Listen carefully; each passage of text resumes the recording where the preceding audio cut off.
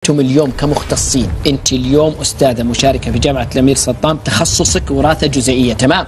أنت اليوم لو جاكي شخص بنفس الطريقة اللي سألت فيها الأستاذ نايف وقال لك يا دكتورة أنا ماني عارف يعني قبيلتي أو نسبي وأبغى عن طريق تحليل الدي إن إيه أو الحمض النووي توصليني إليها أو تقربيني منها، إيش تكون إجابتك عليه؟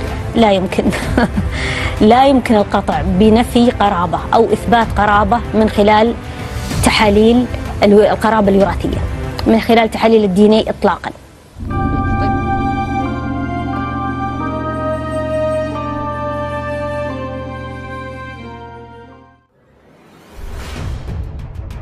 الحمد لله رب العالمين، وبه نستعين على أمور الدنيا والدين، والصلاة والسلام على أشرف الأنبياء والمرسلين سيدنا محمد وعلى آله وصحبه أجمعين. أما بعد. Keberadaan nasab sangat penting dalam dimensi hukum Islam.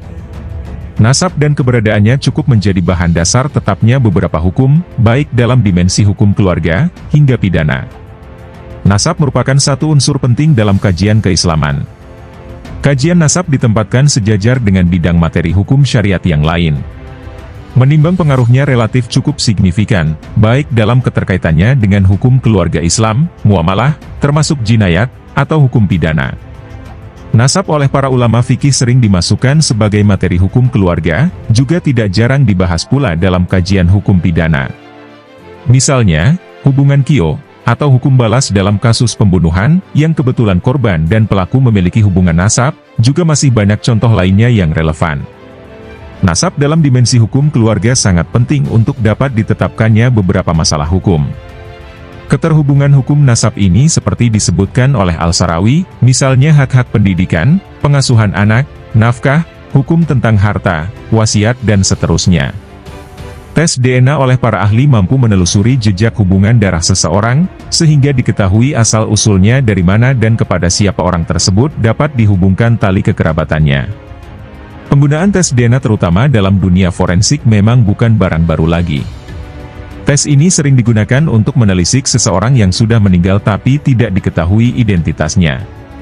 Kondisi demikian sebelumnya tidak pernah terjadi pada zaman Rasulullah, yang ada hanyalah qiyafah, yaitu suatu keahlian untuk mengetahui kemiripan seseorang melalui jejak kaki atau telapak kakinya, kepada siapa anak tersebut dinasabkan, yang dilakukan oleh Qoif.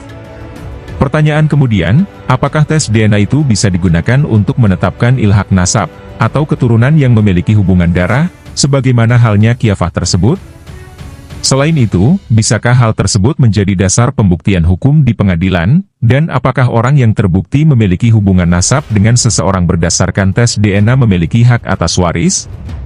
Karena orang yang memiliki hak atas waris adalah orang yang bisa dinasabkan secara syar'i, artinya bisa dinasabkan secara sah akibat perkawinan.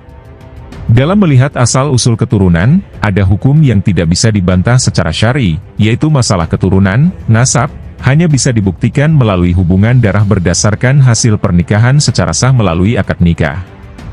Dalam bingkai ini, hubungan antara laki-laki dan perempuan tersebut bisa dikatakan sah dan keturunan yang dihasilkan juga memiliki nasab yang jelas, manakala hal tersebut dilakukan secara syar'i, yaitu melalui pernikahan yang sah.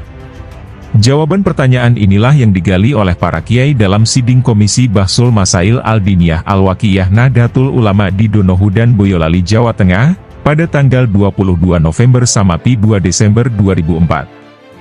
Sidang dipimpin oleh Kiai Haji Masyuri Naim, Wakil Rais Syuriah PWNU DKI Jakarta. Dalam Bahsul Masail tersebut diputuskan, bahwa tes DNA boleh dan halal dilakukan, tetapi tidak bisa ditetapkan secara syar'i, atau hukum fikih Islam, sebagai ketentuan untuk menentukan seseorang itu memiliki hubungan darah atau tidak dengan yang lainnya.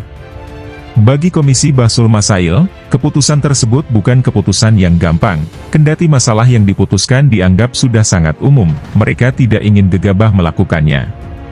Untuk mengetahui pendapat ahli genetik molekuler tentang DNA ini, kita akan mengutip pendapat Dr. Zainab Al-Mutairi, yang berspesialisasi dalam genetika molekuler, seorang anggota Asosiate Profesor di Universitas Prince Saddam bin Abdulaziz, Sekolah Tinggi Sains dan Humaniora, Departemen Biologi di Kota Al-Harj di Arab Saudi. Dia mendapatkan gelar PhD pada tahun 2012 di genetika molekuler. Beberapa penelitian beliau tentang genetika bisa Anda lihat di internet sudah menyebar luas. Zainab Al-Mutairi mengatakan bahwa metode perusahaan yang menganalisis DNA untuk membuktikan garis keturunan jauh tidak dipublikasikan. Al-Mutairi menyatakan, saat wawancara dengan program Yahla di saluran Rotana Halijia, bahwa dia tidak tahu atas dasar apa metode penelitian mereka untuk menentukan garis keturunan yang jauh dan tidak diumumkan, karena cara mereka menangani data adalah tidak jelas. Dia menambahkan, tidak mungkin untuk secara pasti menyangkal kekerabatan atau membuktikan kekerabatan melalui tes kekerabatan genetik, dan secara umum melalui tes DNA. Al-Mutairi menekankan bahwa penelitian terhadap kasus-kasus seperti itu tidak dilakukan atas dasar ilmiah.